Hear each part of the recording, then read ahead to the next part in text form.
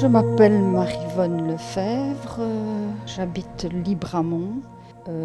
Je suis mariée, j'ai 3 enfants et j'ai enseigné pendant 39 ans à l'Institut Cardaigne-Lorraine à Athudifert, professeur d'art plastique.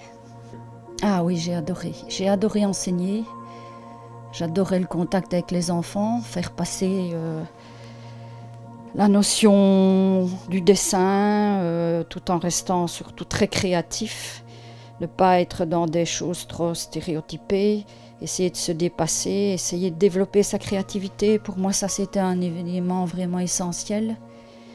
Et je suis pensionnée maintenant depuis un peu plus de 3 ans. Ah oui, la peinture c'était plus qu'une évidence pour moi, effectivement. Ça a toujours fait partie de ma vie. Plus à certains moments que d'autres, peut-être. C'est vrai que quand j'ai eu les enfants, je me suis avant tout consacrée à mes enfants, à ma profession d'enseignante. Et puis, voilà, maintenant, à l'heure de la pension, je trouve du temps pour retrouver ma passion première, donc qui est la peinture. Peinture à l'huile essentiellement. Parce que c'est ma technique avant tout, hein. La peinture à l'huile, c'est ce que je préfère avant tout. Je touche à l'aquarelle, mais l'aquarelle, je trouve qu'il y en a d'autres et qu'il y en a assez qui font ça sûrement beaucoup mieux que moi. Premièrement, vous pouvez travailler ça au pinceau, vous pouvez travailler ça au couteau, vous pouvez apporter de la matière, vous pouvez ajouter des documents. Et ce que j'aime avant tout, je vais dire, c'est le mélange de toile, changer de toile, de format, d'épaisseur, de matière, et ajouter des éléments, que ça vive, quoi, faire vivre ça d'une autre façon. Je trouve que la peinture à l'huile et la technique mixte permet justement de donner une vie et une dimension supplémentaire par rapport au dessin. Maintenant, je pars du principe que les bases du dessin, c'est très très important. Et puis progressivement aller vers de la composition. L'idéal, c'est de pouvoir composer et pouvoir développer sa créativité, quitter un peu le monde de la réalité pour aller dans un autre monde. Ça, c'est un des avantages de l'art, je trouve. Ça nous permet de sortir de la réalité. Parfois, je me compare un petit peu à Mary Poppins. J'ai l'impression de sortir de mon sac des tas de choses un peu fantastiques. Je vois celles qui viennent faire un peu de peinture le disent elles-mêmes, ça leur permet vraiment de couper. C'est une parenthèse dans la vie de tous les jours qui permet justement d'aller vers des choses qu'on aime et un peu oublier tout le reste, hein. Ça c'est important. Mais si on me retirait mes pinceaux, on retire une partie de moi, je vais dire.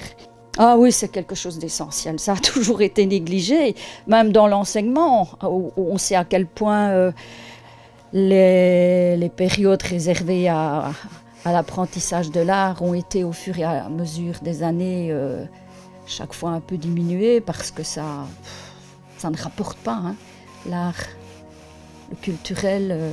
Mais pourtant, c'est quelque chose qui nourrit énormément, je trouve. Et si on n'a plus d'art, on s'appauvrit terriblement. Et je pense que c'est ce que nous vivons pour le moment dans cette période de confinement.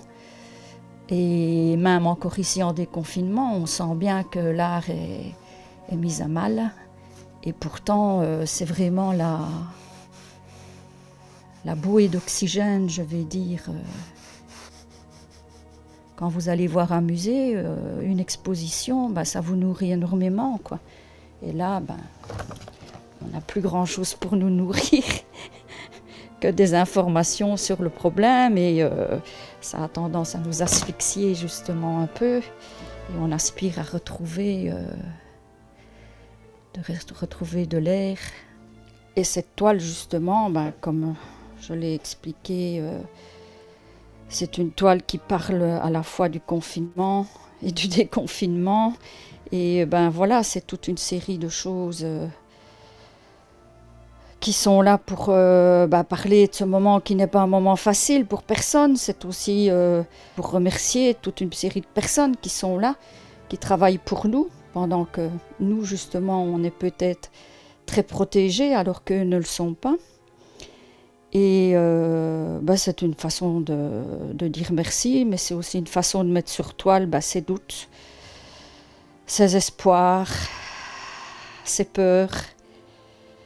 Et c'est également, comme je l'ai expliqué, c'est toute une palette d'émotions qui sont gravées. Donc, c'est gravé dans le métal, c'est gravé dans le verre, ça peut être gravé dans le bois. Et voilà, j'aimerais y mettre aussi toute une série de petits éléments en métal, des petites rondelles pour évoquer cette notion de graver dans quelque chose de fort, dans quelque chose qui reste. Mais c'est aussi toute une série de doutes, d'incertitudes. C'est pour ça que je l'ai appelé graver une palette d'émotions. Et on aspire à retrouver de l'air, justement dans l'art. Et repartager surtout tout ça, c'est tellement important de partager. Partager ce qu'on fait. Je le couche sur ma toile.